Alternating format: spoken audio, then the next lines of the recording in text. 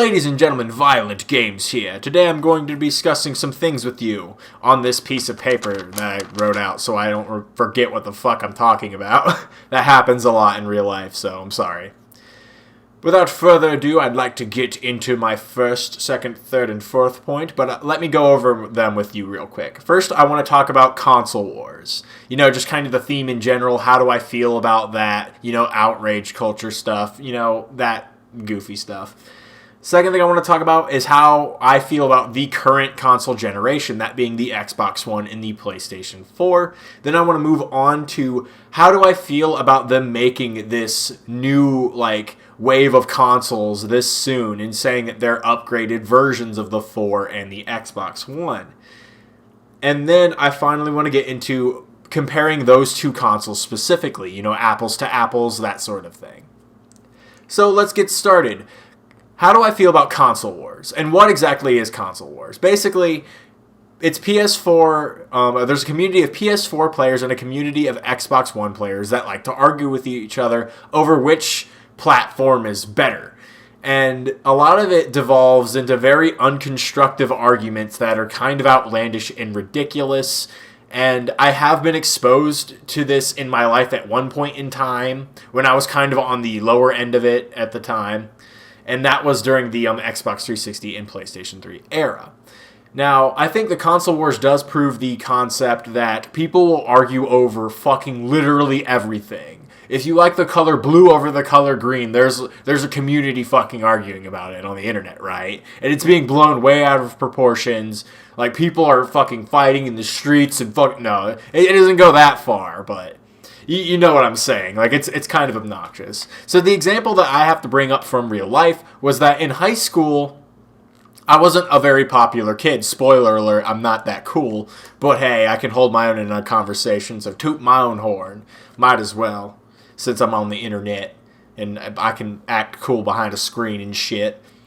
But I wasn't a very popular guy, but people would literally, other nerds in the school would go out of their way to try to get into arguments with me over these consoles, and I didn't really give shit because the bottom line is I was having fun on my console, I was having fun interacting with people who I was interacting with online, and I was enjoying the games on my console, specifically the PlayStation exclusives that I'm very fond of.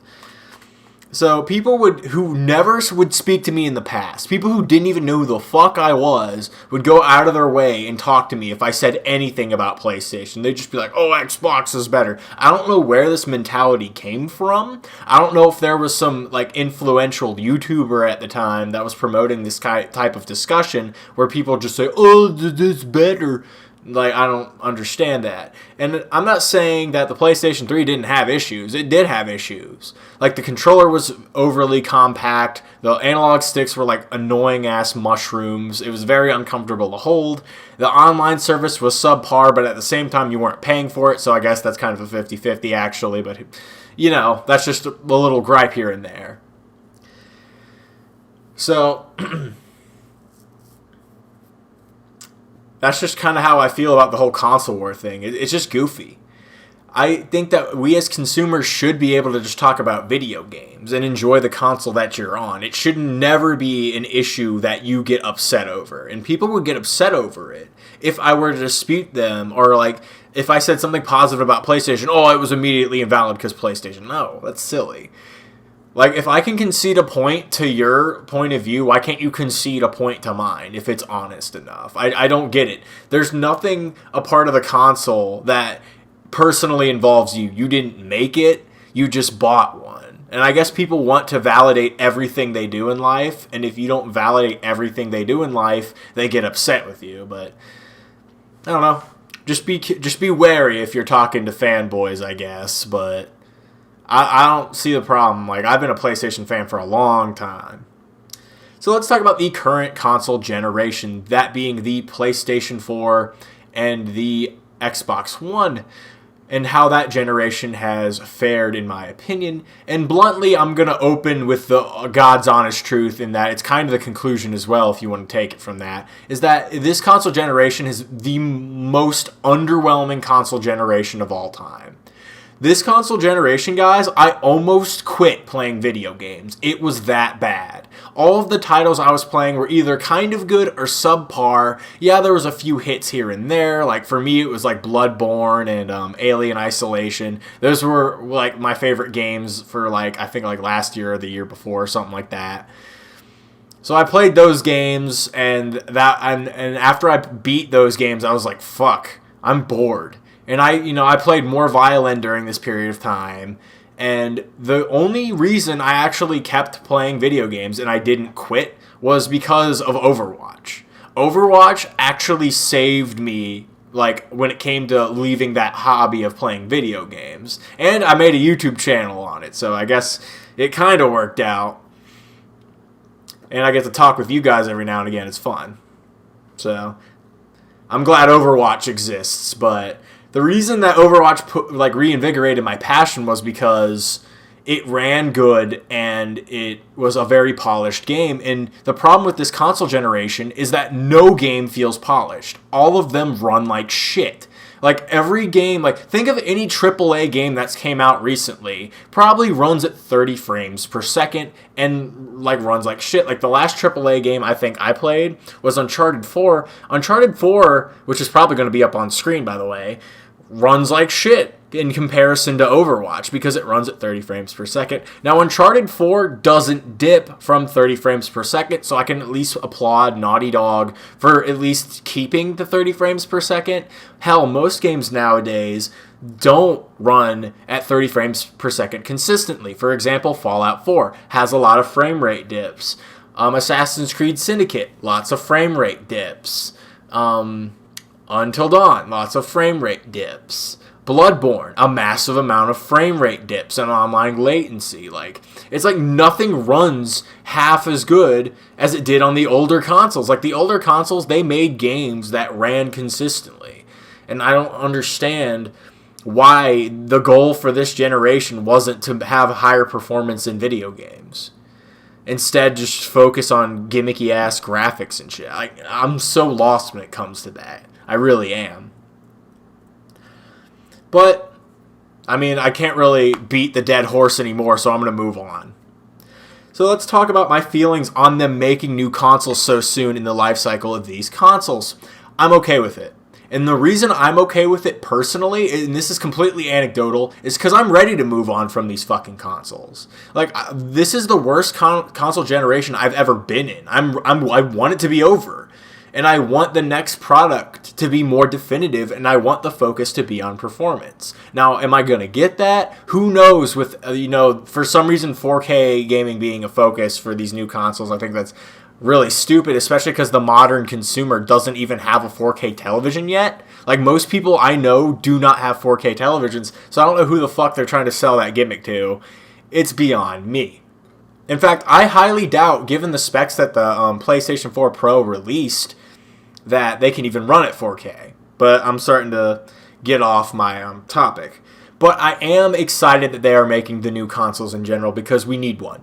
The PlayStation 4 and the Xbox One, and yeah, I know the PlayStation 4 is better than the Xbox One, but both of them run like shit in my opinion. They're not on par with the 60 frame rate, which I think should be the industry standard. That's just my beliefs. If you disagree with me, feel free to let me know. Actually, let me tell you what my other frame rate belief is. You can have a game at 30 frames per second if it's a cinematic title like Until Dawn or Heavy Rain. I'm okay with those games being at 30 because when you're watching a game that's more about the story, having very, very enhanced visuals makes it more compelling. And Until Dawn was particularly compelling because the models were based on real people and they looked so much like the people who voice acted them. It was incredible. Like if you guys haven't seen that, go look up Until Dawn and watch like a cutscene, then look at the actual actors and you're like, holy shit, they actually put those people in the game, like verbatim, with like the best detail possible. It was incredible. I really enjoyed that. So 30 frames per second isn't always bad, but I think when it comes to fast-paced mechanic, like, for example, if Overwatch didn't run at 30 frames per second, I wouldn't be playing it. Just plain and simple. So, I'm happy that they're making the new consoles. So let's talk about the Xbox Scorpio and the PlayStation Pro. The PlayStation Pro is extremely underwhelming, and I am like legitimately frustrated at PlayStation from the past few, like for the past month, let's say, out of some of the shit that I've been hearing. Okay, so let's talk about like the lighter point first. Sony rejected mods for Fallout 4 and for the new Elder Scrolls remaster for the console. You know how fucking moronic that is? The new part of console gaming, or an innovation that's going to happen for console gaming, is that we're going to be more like PC, at least performance-wise. And a part of that is getting mods into your game. That way, PC gamers can like literally influence the way people play games, and it makes the game more diverse and adds more content from the community. Why the fuck would you like not allow Bethesda to do this? Is it a huge security risk or something? Like, I honestly can't conceive the reason. Like, if you're on PlayStation, you hear that there's Bethesda has an RPG on your console, and that your competitor has mods. Don't you want to have mods? Because what just happened is there are 3 platforms for Fallout 4. There's the PC, the Xbox One, and the PlayStation 4 version. Guess what, PlayStation? You have the worst version now. There are fucking nerds out there that will sell your console and buy an Xbox One because they didn't get their mods on Fallout. I fucking guarantee you that this has already happened. This is already a thing that has happened. So, oh god, it's so stupid. I'm just so frustrated with Sony. And I'm sorry I'm kind of rambling at this point, but you guys got to understand, I've been playing PlayStation since PlayStation 1, and I've had my best gaming memories on the PlayStation. So that's why I'm a little like pissed off that they're doing this, because I still hold the opinion that PlayStation developers are the best. But I still can't stand behind a company that's doing this anti-consumer bullshit. Like, I used to say to people all the time, oh, PlayStation 4, it shows that Sony's actually paying attention to gamers and shit. Apparently that's not true. They just want to do VR now, and they want to be ahead in the VR department. Good luck with that. Because if it turns out that the Xbox Scorpio is what it says it is, I'm probably going to be getting that one. Sorry, I'm kind of slurring a bit. My passion juices are just flowing. That sounds weird. I'm sorry I said that. I'm sorry I said that. I didn't mean it. So let's talk about what I was just, saying. Basically, a bunch of nerds collected data, let's just say, and they found that the Xbox Scorpio is going to run 30% better than the PlayStation Pro. That's a lot, guys. That's significant. And when it comes to wanting to get a console that runs at a higher frame rate, that's kind of my goal. That sounds a lot better to me. And when I watched Boogie2988's video, just for clarification, because he decided to talk on the subject, and I think he's a really nice guy, and if you haven't checked him out, I highly recommend you do. Yes, I am aware that Boogie2988 dwarfs me not only in size, but in subscribers as well.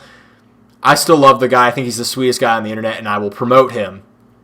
That's just how it is. I think that you should promote people who you enjoy, or content creators that you enjoy. So, now that side tangent's over, now that I've derailed the fucking subject enough, that 30% increase, guys, is significant as shit. And the fact that PlayStation's wanting to release the Pro this year is so dumb. What they need to do, in all honesty, is just delay the PlayStation VR, delay the PlayStation Pro, and then get your shit up to the level of Xbox. Because you don't need to surpass Xbox this time. You have the momentum from the PlayStation 4's success to continue this trend of success for you. You're going to have a better time, or you're going to have an easier time retaining your audience because of what you did with the PlayStation 4. But you're doing all this anti-consumer bullshit, and then and then you have the inferior product.